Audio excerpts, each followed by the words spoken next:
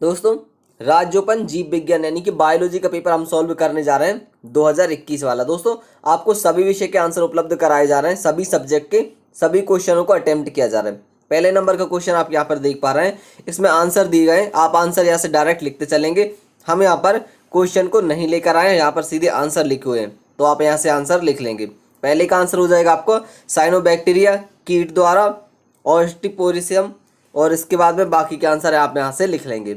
इसके बाद हम देखेंगे सेकंड नंबर का, तो यहाँ पे लिखा हुआ है सेकंड का आंसर हो जाएगा अंडाशय, रस लसिका, और बाकी का आंसर आप यहाँ से लिख लेंगे। तो इसी तरह से दोस्तों हम यहाँ पर इस पेपर को जल्दी से सॉल्व कर लेंगे। ये बी नंबर का हो जाता है। इसके बाद आप यहाँ पर देखेंगे सही जोड़ी लिखी है, तो आप यहाँ से सही जोड़ी मैच कर लेंगे। पहला हो जाएगा हमारा किडवन टैंक का हो जाएगा पादप्रस। इसके बाद सेकंड वाला हो जाएगा हमारे यहाँ पर वृद्धि द्वारा मापन, तो इसका हो जाएगा ऑक्सोमीटर। इसी के साथ दोस्तों तीसरा वाला नाभिकीय विद्युत संयंत्र, तो इसका क्या हो जाएगा कल्पक्कम। इसके बाद कर्णपल्लव उपस्थित, और इसके बाद हो जाएगा सहजीवी, तो इसका क्या हो जाएगा लाइकेन। यहाँ पर आपकी ये सही जोड़ी कंप्लीट होती है। इसके बाद दोस्तों प्रश्न क्रमांक 2 आप देखेंगे, यहाँ पर लिखा हुआ है आदिम पृथ्वी पर मौजूद गैस, तो दोस्तों मीथेन, अमोनियम, ऑक्सीजन और जलवाष्प। प्रश्न क्रमांक 3 आप यहाँ पर देखेंगे, हमें सामान्य नाम लिखना था, तो यहाँ पर हो जाएगा सामान्य नाम घृत कुमारी, और वानस्पतिक नाम हो जाएगा कि हमारा यहाँ पर बारोडेंसिस।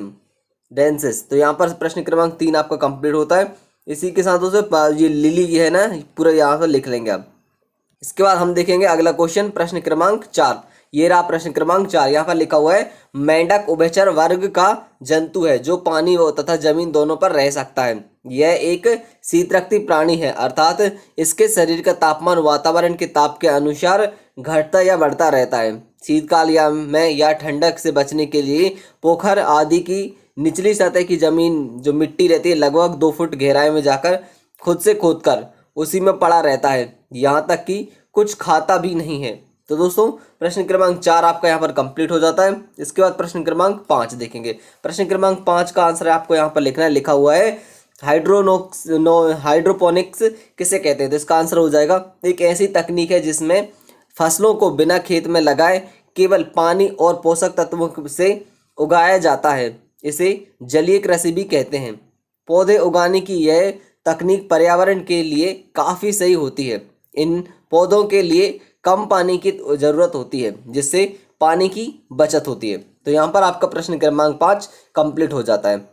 दोस्तों, यदि आप स्टूडेंट हैं तो पढ़ाई करते समय आपके मन में डाउट आना या किसी भी सवाल पर अटक जाना स्वाभाविक है। आपको हमेशा ही मोबाइल में फ्लो ऐप डाउनलोड करके रखनी है, जिसमें आपको दिए जा रहे हैं बहुत ही बेहतरीन फीचर। यहाँ पर लाइव एक्सपर्ट्स द्वारा आपके सभी डाउट्स को क्लियर किया जाता है, फिर चाहे आपका डाउट किसी भी क्लास का हो या फिर किसी भी सब्जेक्ट का हो। आप अपना डाउट फोटो खींच के या फिर टाइप करके पूछ सकते हैं। एक्सपर्ट जिसे लाइव कॉल के माध्यम से आपको समझाएंगे। What is the enzyme present in saliva? Lysozyme enzyme is present. One is lysozyme and another is salivary amide. इस तरह से आप अपने किसी भी क्वेश्चन को यहाँ पर समझ सकते हैं। तो अभी डाउनलोड कीजिए फ्लो ऐप, जिसकी लिंक आपको डिस्क्रिप्शन में दी गई है। आप यहाँ पर देखेंगे अगला क्वेश्चन, प्रश्न क्रमांक 6। यहाँ पर लिखा हुआ है ORS क्या है, इसका आंसर हो जाएगा हमारा ORS का full form Auñón rehydration salt है।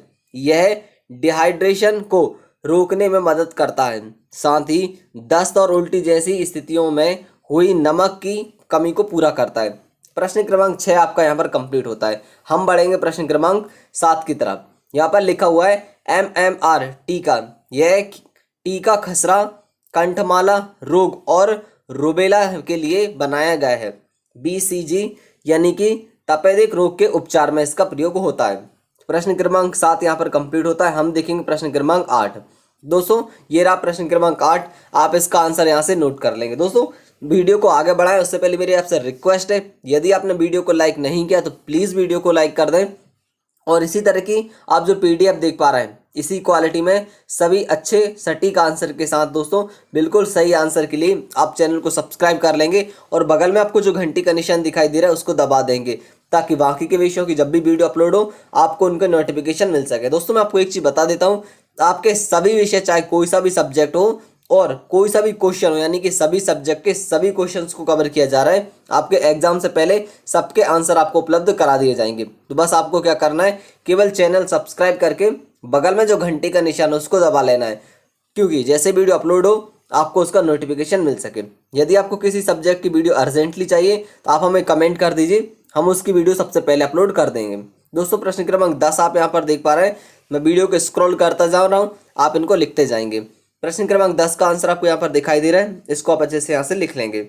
इसको लिखने के बाद दोस्तों हम बढ़ेंगे प्रश्न क्रमांक 11 की तरफ। ये रहा प्रश्न क्रमांक हमारा 11, कार्बन चक्र में प्रक्रियाएं।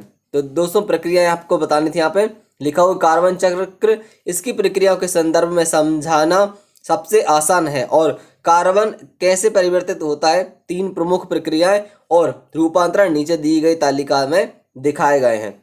दोस्तों आप इनको यहाँ पर दिखाए गए, इनको यहाँ से नोट कर लेंगे, इतना आप नोट कर लीजिए। उम्मीद है मुझे दोस्तों आपने इतना आंसर लिख लिया होगा। हम इसके बाद नीचे देखेंगे, ये रहा बाकी का, इतना आप यहाँ से लिख लेंगे। हम वीडियो को स्क्रॉल करते जाएंगे, आप फटाफट से इनको लिखते जाएंगे। दोस्तों आपके बाकी के विषय जैसे कि हिंदी, इंग्लिश और बाकी के सभी सब्जेक्ट के भी आंसर उपलब्ध कराए जा रहे हैं, तो आप उनको देखने के लिए क्या करेंगे, चैनल को सब्सक्राइब कर लेंगे। ठोस कारण क्यों वह वन्य जीवों का संरक्षण करना महत्वपूर्ण है, प्रश्न क्रमांक 12।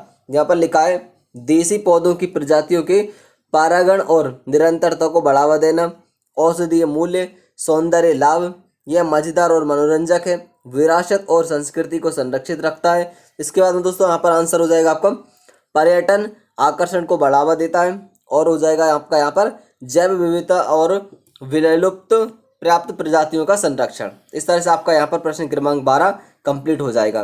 प्रश्न क्रमांक 13 आप देखेंगे, यहाँ पर लिखा हुआ है पेड़ की मुख्य शाखा की परिधि को इंचों में मापें। शाखा को मापते समय उसका 4.5 फीट 1.4 मीटर ऊंचाई वाला हिस्सा लेना चाहिए। पेड़ के व्यास की गणना करें, पेड़ की परिधि को पाई से भाग दें, पेड़ के व्यास को उस प्रजाति की औसत वृद्धि दर से गुणा करें। इस तरीके से हम पेड़ की उम्र का लगभग अनुमान लगा सकते हैं। तो यहाँ पर दोस्तों प्रश्न क्रमांक 13 आपका कंप्लीट होता है। इसके बाद दोस्तों प्रश्न क्रमांक 14 आप यहाँ पर देखेंगे, इसका आंसर आप यहाँ से लिख लेंगे। यहाँ पर लिखा हुआ है संवेदी तंत्रिका मेरुरज्जु, ये डायग्राम जो बना है इसको आप यहाँ से पूरा का पूरा बना लेंगे। इसके बाद दोस्तों हम बढ़ेंगे अगले प्रश्न की तरफ, प्रश्न क्रमांक 15। दोस्तों प्रश्न क्रमांक 15 आपको ये दिखाई दे रहा है डीएनए और आरएनए में आपको अंतर लिखना था, तो आप यहाँ से लिख लेंगे। मैं इन पॉइंट्स को एक बार पढ़ दूंगा, आप इनको मैच कर लेंगे। हम पढ़ेंगे पहले डीएनए की तरफ, उसके बाद पढ़ेंगे आरएनए की तरफ। यहाँ पर लिखा हुआ है इसमें शर्करा अणु डीऑक्सीराइज प्रकार का होता है, आरएनए में इसमें शर्करा अणु राइबोज प्रकार का होता है। फिर से डीएनए में देखेंगे, लिखा हुआ है डीएनए में पाई जाने वाली नाइट्रोजन युक्त क्षार एडिनिन ग्वानिन, यानी कि इस तरह से आप इनको देखकर लिख लेंगे।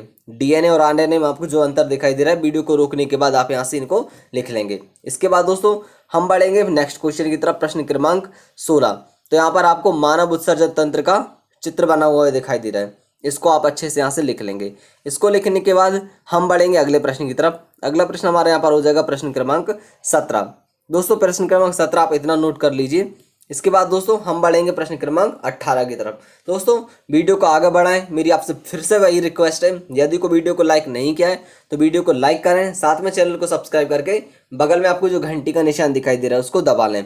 प्रश्न क्रमांक 17 आपका यहाँ पर दिखाई दे रहा है, इसको बाकी का आंसर आपको यहाँ दिखाई दे रहा है, इतना ये लिख लेंगे। इसको लिखने के बाद फिर से मैं वीडियो को स्क्रॉल करूँगा तो बाकी का आंसर आप यहाँ से लिख लेंगे। ये रहा आपका बाकी का आंसर। कायिक जनन के प्रकार, तो कायिक जनन की प्रकृति के रूप से होता है, इस तरह से इसको आप कंप्लीट कर लेंगे। हम बढ़ेंगे इसके बाद में प्रश्न क्रमांक 18 की तरफ। ये रहा प्रश्न क्रमांक आपका 18, प्रकाश संश्लेषण। दोस्तों प्रकाश संश्लेषण ये आपका आंसर दिखाई दे रहा है, इसको आप यहाँ से अच्छे से लिख लेंगे। इसको लिखने के बाद आप यहाँ से इसको कंप्लीट कर लेंगे। इसके बाद दोस्तों मैं वीडियो को स्क्रॉल कर दूंगा, बाकी का आपको यहाँ से दिखाई दे रहा है, ये लिख लेंगे, इतना लिख लेंगे। प्रकाश संश्लेषण को प्रभावित करने वाले निम्न कारक हैं। तो दोस्तों पहला, दूसरा, तीसरा, चौथा, पांचवा, पूरे पांचों के पांचों कारक आप यहाँ से लिख लेंगे। इनको लिखने के बाद हम बढ़ेंगे अगले प्रश्न की तरफ, प्रश्न क्रमांक 19, डेंगू के कारण। तो दोस्तों आपको यहाँ से लिखना है डेंगू के कारण। डेंगू का रोग वाहक मच्छर है, इस तरह से पूरा आंसर आप यहाँ पर देख लेंगे।